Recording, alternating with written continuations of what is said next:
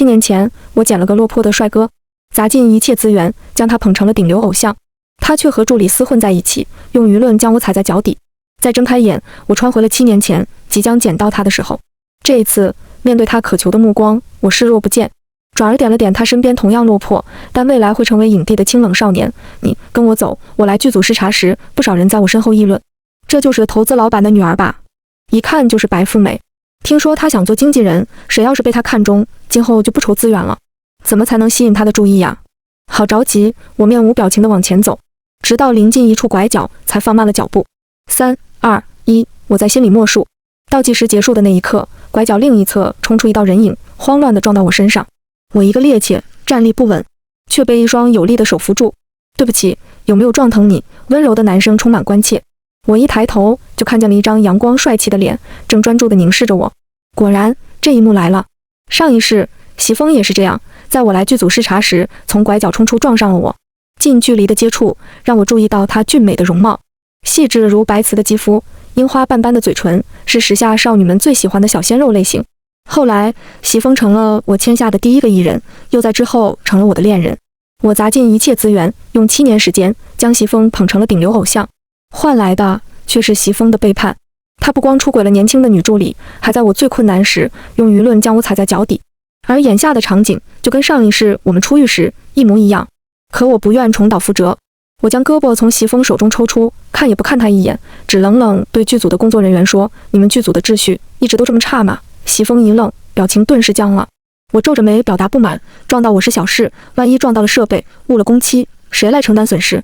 要是人人都这么毛躁，这戏还怎么拍？工作人员诚惶诚恐，连声对我道歉：“不好意思，严小姐，这是剧组的群演，不懂规矩，今天拍完我们就赶他走。”说完，又瞪向席峰：“快跟严小姐道歉。”席峰难以置信地看着我，似乎完全没想到我会是这种反应，半晌才不甘心地挤出一句：“对不起，我觉得可笑。上一世他欺我瞒我，害得我生命尽毁，也没对我说过一句对不起。如今竟因为旁人的一句斥责，他就对我低了头。看来还是让他一直做个默默无闻的小群演才比较安分。严小姐，导演还在等您。您看。”工作人员满脸紧张，向前做了个请的手势。我点点头，走吧。刚迈开步，却被不死心的席峰阻拦。严小姐，我知道你想做经纪人，最近正在物色艺人，你签我吧，我可以给你创造巨大的价值。他把话直白了说，语气中都是笃定。可我记得上一世刚签下席峰时，他的言行处处透着小心，是什么促成了他的改变？莫非席峰也是从7年后穿回来的？我勾了勾唇角，奚落的笑：“你一个群演，哪来资格放大话？”席峰挺直腰杆：“如果你看过我的表演，一定会愿意给我这个机会。没错，上一世我正是看过席峰作为群演在泥潭里苦苦挣扎的戏份，才被他打动。可那时我只是在一旁默默观察，如今却是他主动要求的。”我漠然地看着他，多的是人想从我这里讨机会，你还不够格。席峰露出诧异的目光，他张了张嘴，似乎还想争取些什么，但我已经转身离开，去了导演那边。严小姐，导演对我很是恭敬，让出摄像机前的位置。我摆摆手，不用管我，就按你的节奏拍也是巧。导演正要拍的场次就有席峰的戏份。他虽然是群演，但因为长得好看，得了3句台词，是群演里的领头人。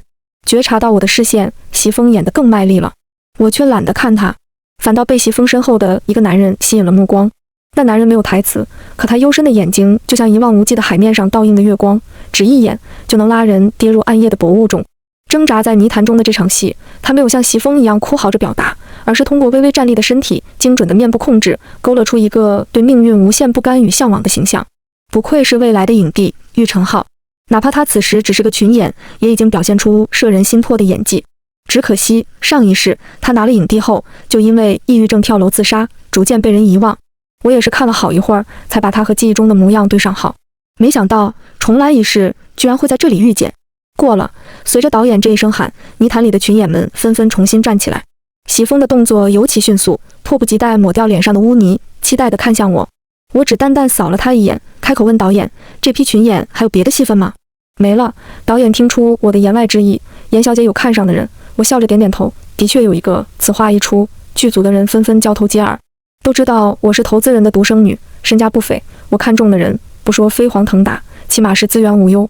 到底是谁能得到严小姐的青睐？导演吩咐方才的群演站成一排，方便我仔细观察。席峰站得最近，他昂着头，眼底的兴奋和轻视都藏不住。而玉成浩只漠然地看向远处，清扯的嘴角泄露出嘲讽，好像这一切与他无关。严小姐，你看中谁，直接带走就行。这些群演做梦都想有出头之日。导演笑着说。在众人期待的目光中，我站起身，靠近席峰时，他难掩得意，站了出来。严英，我就知道你一定会选我。然而，我看也没看席峰，径直从他身边走过，停在了玉成浩面前，然后伸出手指，点了点这个浑身上下写满了疏离的少年。你跟我走。全场哗然，周围顿时炸开了锅，八卦声、羡慕声、质疑声，统统向玉成浩涌去。众议之下，玉成浩漠然的神色终于松动，他的喉咙动了动，好半天才阴哑着开口：“你选中了我？”“没错。”我望着他轻笑。上一世我们的交集不多，但我还记得看到他的死讯时，内心深深的惋惜。我曾经看过玉成浩参演的电影，他长了一张有故事的脸，能轻易将人带入情境中。这样天生的演员，好不容易功成名就，为什么选择自杀？我惋惜，也好奇，更不想放弃这位未来的影帝。怎么可能？席峰睁大了眼，难以置信地冲到我面前。严英，你怎么能选别人？你明明应该选我的。我这才想起席峰的存在，如今再看他，没了爱意的滤镜，只剩下厌恶。我勾起唇角，你算哪根葱？席峰的身体颤了颤，似乎意识到什么，脸色霎时惨白如纸。他细细地探究着我脸上每一寸表情，屏住呼吸，一字一顿地问：“严英，你也回来了？”我平静地看着席峰，像是在看一个跳梁小丑。答案已不言而喻。席峰的面容逐渐扭曲。严英，你真的狠得下心，彻底不管我了吗？他伸出手朝我步步逼近，可还没碰到我，就被一双有力的手抓住。玉成浩挡在我身前，语气淡淡，却裹着寒冰似的冷冽。没被选中就卖惨，真佩服你的脸，保养得这么厚。他的手背因为用力而青筋暴起，将席峰钳制得死死的。席峰吃痛，被迫缩回了手。剧组的工作人员也反应过来，一股脑上前拉走了席峰。严小姐是投资人的千金，你一个群演本来就攀不上人家，别在这里碍事。席峰被赶出了剧组。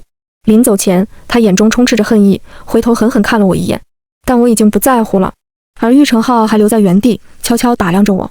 不同于方才保护我时的冷冽气场，此时的他竟显出几分手足无措。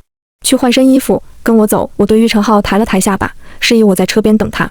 约莫10分钟后，他来了。玉成浩换了身宽松的白色长袖薄衫，却掩不住挺拔的身姿。大概是刚洗完澡，头发湿漉漉的，让他的清冷感多了几分柔软。这么独特的气质，上一世我怎么就没发现呢？我拉开车门，叫他上车，然而玉成浩却没动。他深潭般的眼睛凝视着我，似乎在探究我的用意。你真的要签我？当然。条件呢？7年为期，具体条款跟法务协商。我问的不是合同的条件。玉成浩顿了顿，像是在斟酌言辞，片刻后才谨慎地问：还有别的附加条件吗？这一回我明白了他的意思。你以为我签你是缠你的身子？我不由失笑。也不怪他这么想，娱乐圈是个现实的世界，要想得到就要有交换，钱色交易并不罕见，更何况玉成浩有这样一张出众的脸。放心，除了接戏，你不想做的事，我不会勉强你。话音落下，玉成浩的神色明显放松了。此处只有我们两人，我如果有什么目的，大可敞开了说，没必要骗他。只是他仍有困惑，那你选中我是希望得到什么？我愣了愣，这样的问题席峰从未问过我。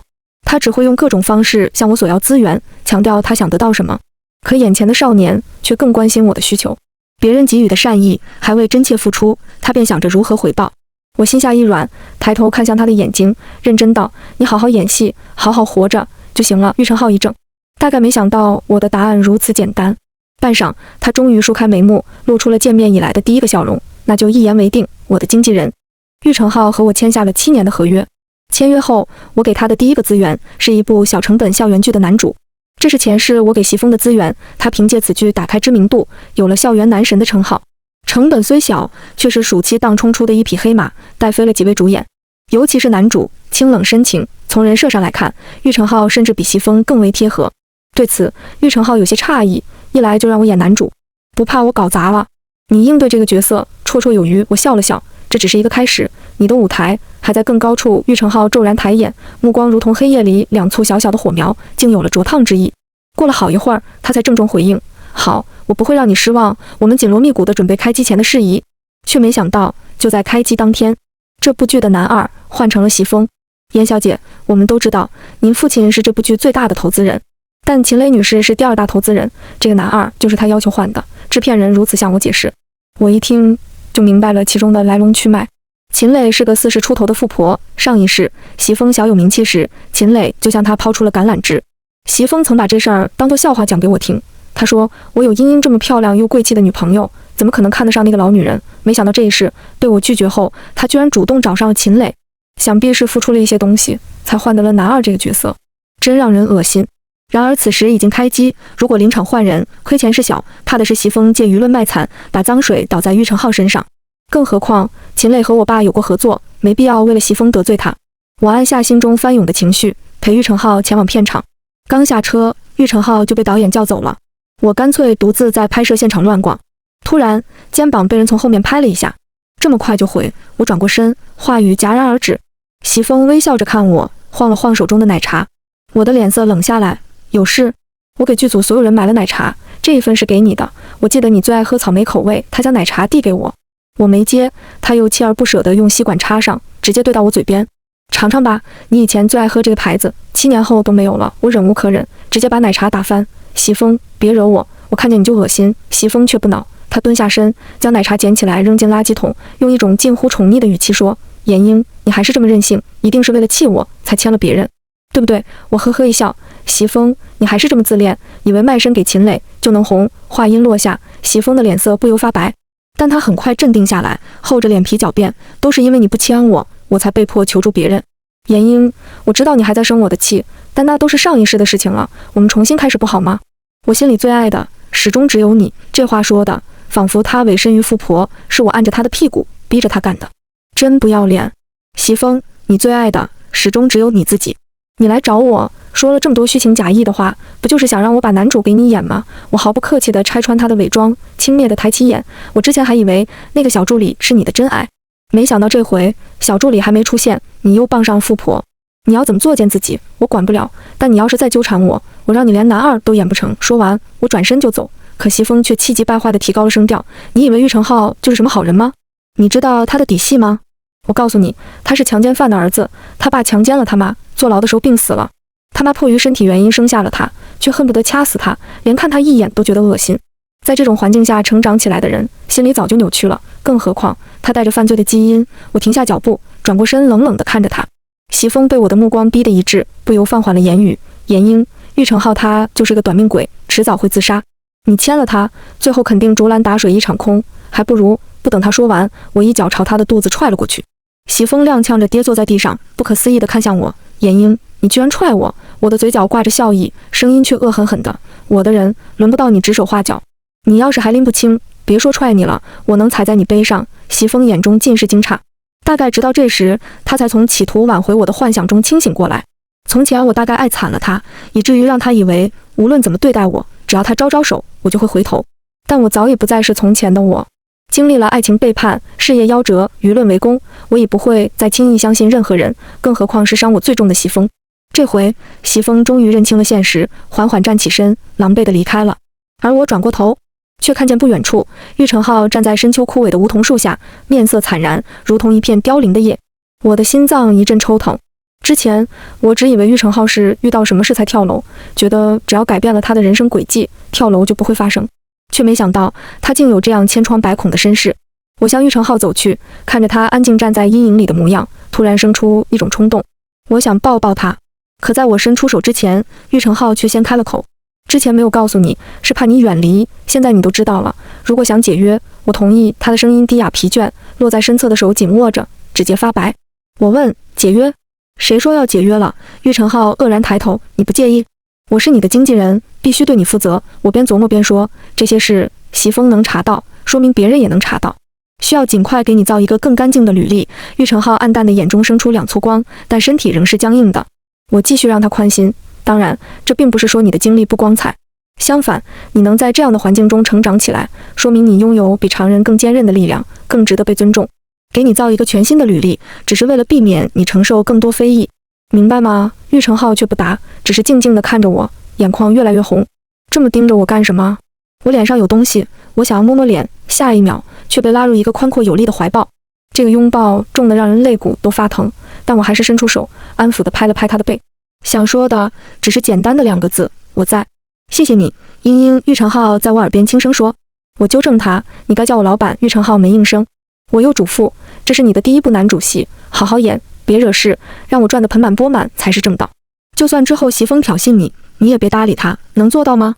没问题。玉成浩的尾音勾着笑意，声线干净清冽，像一根羽毛划过我的心。你签了我，我绝不会让你后悔的，英英。说过了，叫我老板。好的，英英。玉成浩说到做到，整个拍摄期间专心演戏，从未惹事。听说席风多次对他挑衅，但玉成浩直接把他当空气，看都懒得看一眼。而剧组的人也惯会捧高踩低，统统围着玉成浩转，对席风这个男二多有冷待。比敌对更让人扎心的是无视，而玉成浩的专注也收到了回馈。这部剧和前世一样，成为暑期档的一匹黑马，播放量节节攀升。玉成浩的粉丝每日都在疯涨，一群网友磕生磕死，夸他清冷挺拔的气质，更夸他身临其境的演技。这影响力比前世的席风更甚。玉成浩的行程开始繁忙起来，光靠我一个人忙不过来，我决定给他招一个助理。对此，玉成浩有些排斥，就我们2个不行吗？我不需要助理，我自己可以照顾自己。我哄着他，可我有时候分身乏术，想多些时间休息。玉成浩便不吭声了，默许了招助理这件事。没想到这一招竟遇见了老熟人，一个叫董倩倩的年轻女孩前来应聘，而她正是上一世席风的助理，也是席风的出轨对象。董倩倩写了一篇小作文给玉成浩，热切表达了对他的喜欢，连具体的句子都跟上一世写给席风的一模一样。别人只爱你舞台上光芒四射的样子，但我不一样，我更关心你过得开不开心，累不累。亏得当年席风还为他的小作文感动涕零。原来这小作文并不是单单写给他的，而是撒网海投。这董倩倩也是一杯好绿茶，当年她通过撒娇示弱、无脑崇拜等各种手段得到了席风的联系。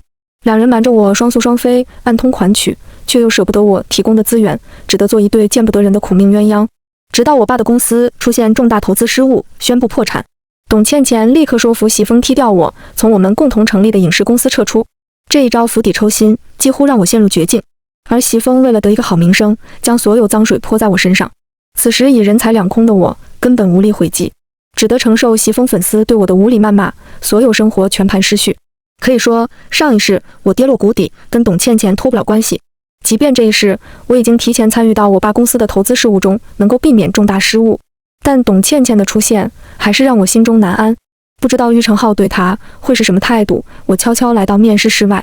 到了最后一轮，剩下的几个人选由玉成浩亲自面试。我听到里面董倩倩含羞带怯的声音：“浩哥，我给你写的信，你看了吗？”玉成浩的声音听不出情绪：“看了，谢谢你的喜欢。”董倩倩不由激动：“那就让我留在你身边吧，让我照顾你。”玉成浩一时没说话。我在沉默中屏住呼吸，手心微微出汗，然后听见了玉成浩严肃的回应：“如果是作为粉丝，你写这封信，我很感谢。但作为工作人员，这种做法实在不专业，在工作中掺杂太多不理性的个人情感，是办不好事情的。”这样公事公办的回答，让董倩倩委屈地呜咽了起来。可是我真的很喜欢你，你就给我个机会嘛。她的声音柔柔弱弱，带着哽咽。可以想见，此时的她必定泪流满面，惹人垂怜。但玉成浩却不吃这套。董倩倩，你越喜欢我，我越不能录用你。我也有喜欢的人，就在我们团队。看到你在我身边，他会误会的。我心跳一滞，而后如肋骨般快速震动。我们团队不就只有我和玉成浩2个人吗？他喜欢我？什么时候的事？我强迫自己冷静下来。经过席风的背叛，要我像前世一样毫无保留地爱上一个人，是绝对不可能了。更何况玉成浩是我的艺人，公事公办才是正道。我捂住发烫的耳尖，决定装作没听见。只是在董倩倩离开时，派人送了她一程，并且有意无意向她透露，席风的工作室也在招助理。我倒要看看他们这对情比金坚的爱侣最后会是什么下场。3天后，我得到消息，董倩倩成功应聘上了席风的助理，而玉成浩则选择了一位沉默老实的男助理。之后是一段忙碌的日子，玉成浩片约不断，我给他挑选了几部前世收视口碑都不错的爆品，帮他在影视圈站稳了脚跟。玉成浩是个对演戏有追求的人，不轻易接烂剧，不想着赚快钱，无论主角还是配角都全心投入。他虽然不如流量偶像蹿红的速度快，口碑却水涨船高。席风和我一样是从7年后回来的，当然也知道哪些剧能爆，但他和前世一样，专挑轻松的青春偶像剧演，只想挣快钱。过去我曾提议让他向演技派转型，席风还大吵大闹，斥责我不相信他的魅力。不过有秦磊力捧，再加上前世7年修炼的偶像气质，他倒也吸了不少粉，小有所成。两人演戏的路子不同，原本很难再抢资源。直到电影《哭夜》开始选角，而这正是上一世玉成浩获得影帝的电影。《哭夜》是著名导演张安哥的作品。上一世为了找到合适的男主，张安哥曾经在全国范围内发起海选，甚至不介意启用新人。因此，名不见经传的玉成浩才能得到机会，在层层筛选后拿到男主。但事实上，在全国海选前，张安哥曾经针对已出道的演员专门组织过几次试镜，只是一直没有满意的人选，才将筛选范围扩大到新人。而现在正是演员们集中试镜的时间节点，明导选角，各方都绞尽了脑汁参加试镜。我也递了玉成浩的资料过去，顺利收到试镜邀请。没想到试镜那天，席峰也来了，身边还跟着他的助理董倩倩。两人虽然隔着距离，但看那眉目传情的眼神，很明显已经搞在了一起。闫英，你还真是够狠心的，明知道玉成浩演了这部戏会死，还送他来试镜。席峰的唇角写满了挑衅，看似是在对我说话，实际却是在扰乱玉成浩的状态。我毫不客气地对他，哪个下水道没关好，又让你爬出来了？脸就这么一张，不能省着点丢吗？玉成浩在旁边扑哧笑出了声。董倩倩原本没说话，一听自家哥哥被人嘲讽，立刻站出来跺脚，不许你们这么说我家哥哥，我家哥哥的脸俊美无双，这是几百万粉丝认证过的。这话说出来，你不尴尬吗？我嗤笑一声，如果我没记错，你最开始应聘的是玉成浩的助理吧？你还给他写了篇小作文，我看着很是感动。席峰的目光立刻阴沉了下来，质问董倩倩，你给玉成浩也写过信？你不是说只给我写过吗？董倩倩一撩眼皮，委屈巴巴道，哥哥，你宁愿信他们，都不信我吗？这绿茶发言，听得我头皮发麻。哦，那这是什么？我掏出手机，反手把董倩倩小作文的照片亮出来，一字一句都是手写。席峰一眼就能认出他的笔迹。董倩倩，你耍我！席峰面色铁青，隐隐就要发火。董倩倩的嘴唇、下巴紧张地颤了颤，慌忙道，哥哥，我回去跟你解释，你先别忘了来这里的正事。席峰猛地被提醒，收住怒火，看似无奈地望向玉成浩，我是好心提醒你，赶紧放弃这个角色，要是演了，你的命就没了。他故意顿了顿，等着玉成浩往下问。玉成浩却不接招，对他的话全无好奇，只淡淡道，不劳你操心，我自己会判断。席峰还想再说，但这时导演助理出来了，给每个演员发放试戏片段的剧本。每个人领到的戏份都不一样，大家要保管好啊！我见玉成浩已经顺利领到剧本，出门接了个电话，让他安心准备。回来后却发现玉成浩的神色不太对劲。什么问题吗？我问他。玉成浩皱着眉头，我的剧本可能被换了。我大惊，立刻拿过他手中的剧本翻看。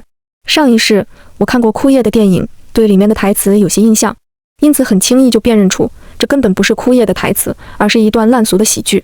我走以后发生过什么？玉成浩说，我领到剧本还没来得及看，就被路过的席峰撞了一下肩膀，剧本落到了地上，是董倩倩捡起来还给我的。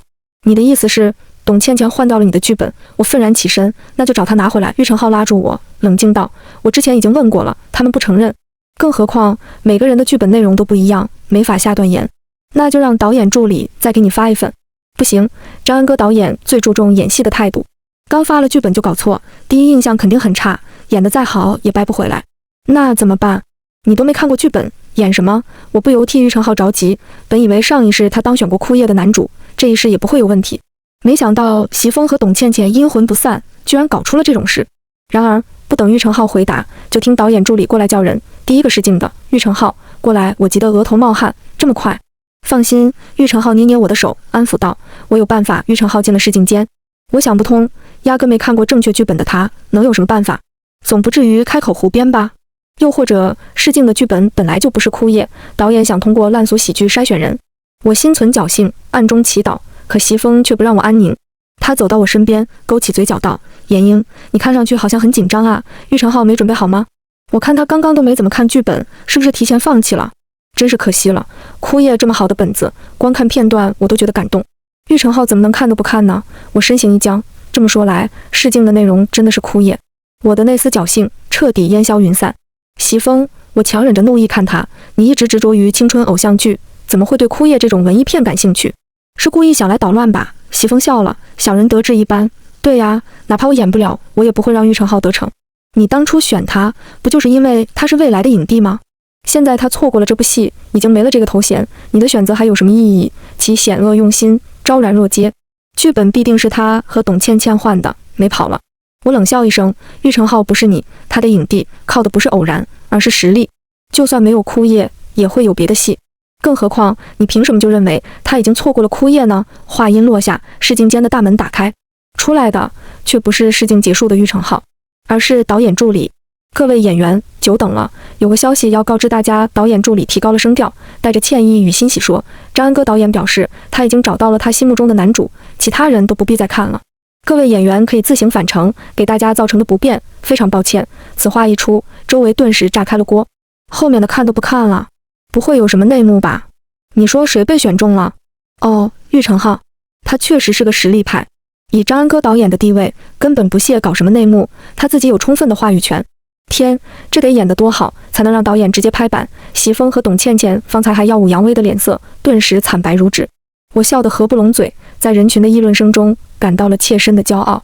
过了好一会儿，玉成浩才从试镜间走了出来，和张安哥导演一起。导演对他的欣赏溢于言表。我原本以为男主这个角色最难找，做好了打持久战的准备，但看了玉成浩的表演，我就知道我找到了。导演笑眯眯地看向我，伸出手和我相握。你就是玉成浩的经纪人吧？没问题的话，我们这周把合同走了。我按捺下内心疯狂尖叫的雀跃，彬彬有礼道：当然没问题，感谢您对成浩的认可。张安哥导演亲自送我和玉成浩离开，一路聊戏聊人物，玉成浩对答如流，徒留下身后愕然的席峰和董倩倩，绞尽脑汁也想不通哪里出了问题。同样想不通的还有我，因此一上车我就迫不及待问玉成浩：你不是没有看过剧本吗？最后怎么演出来的？玉成浩嘴角上扬，清冷的脸泛起一阵涟漪，因为笑意而微微泛红。谁说我没有看过？我只是没在刚才看而已。我回忆起来，玉成浩在翻开剧本的第一时间就断定这不是枯叶，这不就说明他原本就知道枯叶的台词应该是什么样吗？你提前拿到过剧本？我问。玉成浩摇头，没有。我心如肋骨，另一个大胆的猜想浮出了脑海，却不知如何描述。玉成浩看出了我的心思，缓缓开口：没错，茵茵，就是你猜的那样，我也是从未来回来的，我如遭雷击。怪不得席峰再三强调你演枯叶后会死这件事，玉成浩却没有表现出丝毫好奇。正因为他亲身经历过，才会对一切挑唆云淡风轻。那么上一世，他究竟为什么会自杀呢？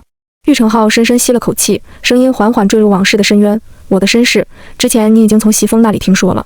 我妈一直都很讨厌我，我已经数不清有多少次，她想弄死我，却没有成功。后来我长大了，她便不想着杀我了，只是永远冷漠，永远恨我。那时候我以为是因为我不够乖，不够成功，才让她这样厌恶。我想，如果有一天我能成为她的骄傲，她应该就能好好看看我了吧。我在群演里摸爬滚打，从一个个小配角演起，终于获得了枯叶这个机会。可等到我得了影帝，终于拥有了鲜花和掌声，再回去看他，却只得到一句：让我去死。我脑中的弦已经绷得太久了，支撑着我成功的信念，在那一刻猛然崩塌。我意识到，无论我拥有多少成就，我都不配得到哪怕一点点爱意。活在这世上，我没有什么可依靠的，也没有什么可留恋的。抑郁症发作，我跳了楼，但没想到老天竟让我终活了一次。你来剧组那天，我原本打算等那场戏演完就离开娱乐圈，不再追求那些虚无缥缈的名利。可是你居然选中了我，这是上一世没有发生过的事。我意识到有什么东西改变了。你信任我，扶持我，无条件地站在我身边。有好几次，我以为你也会像其他人一样抛弃我，但是你没有。茵茵，是你重新点燃了我对生活的热情，我不会再想不开了。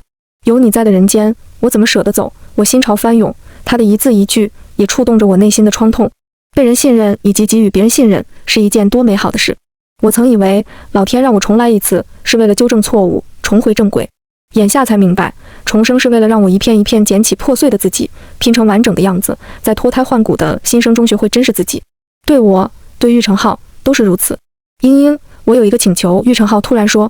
我问什么？玉成浩眸光清澈，黑曜石般的眼睛静静看着我。上辈子我拿到了影帝的奖杯，可身边却空落落的，只感到无边无际的孤独。这辈子如果我还有幸能拿到，你能不能在台下陪我？重活一世，我想总要有些不一样的经历。我笑了，毫不犹豫地答：当然，我会陪着你，在你每一个需要我的瞬间。玉成浩顺利进组枯叶，开始了紧张的拍摄。我也没闲着，席峰和董倩倩摆了我这么大一道，我怎么可能轻易放过他们？我早就收集好了两人乱搞的证据，找了个靠谱的中间人，将证据交给了秦磊。秦磊可不似我那般心软，席峰这种小鲜肉，他本就抱着玩玩的心思，就看中他听话。结果到头来，这玩物居然敢在他眼皮子底下出轨，他怎么可能轻易放过？秦磊直接停了在他身上的所有投资、相关代言合同，纷纷解约。紧接着，喜峰现身富婆金主，又出轨女助理的丑闻被曝光，偶像光环一夜破裂，全网都在骂他烂黄瓜。我又乘胜追击，曝光了喜峰和董倩倩换走玉成浩剧本的监控。这不光是丑闻的问题了，更是职业素养和道德底线的问题。原本还死咬着哥哥也是被逼无奈的粉丝顿时哑了声，飞快作鸟兽散。如果喜峰是走的是演技派的路子，或许沉寂一段时间还能有戏可接。但喜峰完全靠流量吃饭，一招粉丝崩盘，他便一无是处。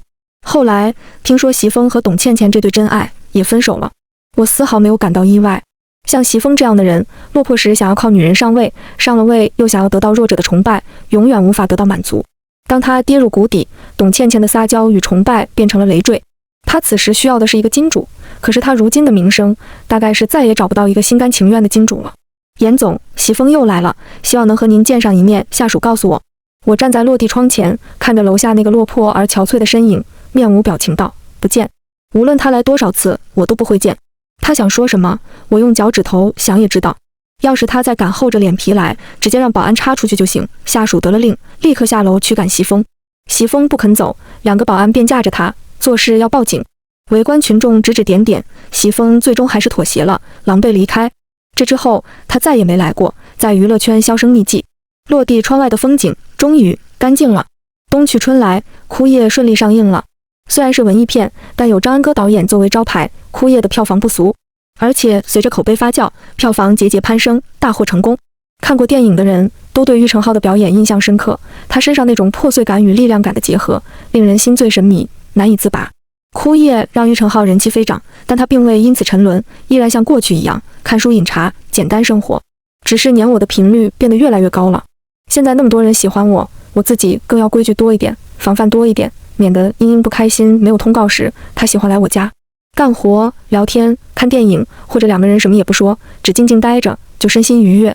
我也越来越习惯有他陪伴的世界。枯叶上映3个月后，玉成浩果然如前世一样，拿到了影帝的奖杯。领奖台上，聚光灯下，他手捧奖杯，泪光闪闪地看向台下的我。这座奖杯，我想要送给我最重要的人。我的前半生就像是辗转飘零的枯叶，但爱上他以后，我整棵树的枯叶都在沙沙作响，每一片都焕发出新的生机。英英，请你和我在一起吧，我愿把一生的卖身契都签给你。台下掌声雷动，他当着所有人的面将对我的爱意公之于众，不留后路，不怕拒绝。但我又怎么可能拒绝他？在日复一日的相处和陪伴中，他早已成为我生命中珍贵的一部分。万众瞩目之中，我走上舞台，和他一起举起奖杯。身后传来了枯叶的主题曲，恰似我们一路走来的心境。我这片枯叶本该随风飘散，却死守着树脚，想再看一次春天。我知道我会在下一个春天重新遇见你，把爱意深深埋在脚下的泥土里。霜雪交下，冬去春来，枯叶终于等来了期盼的春天，而你是温暖春光里最错落有致的一笔。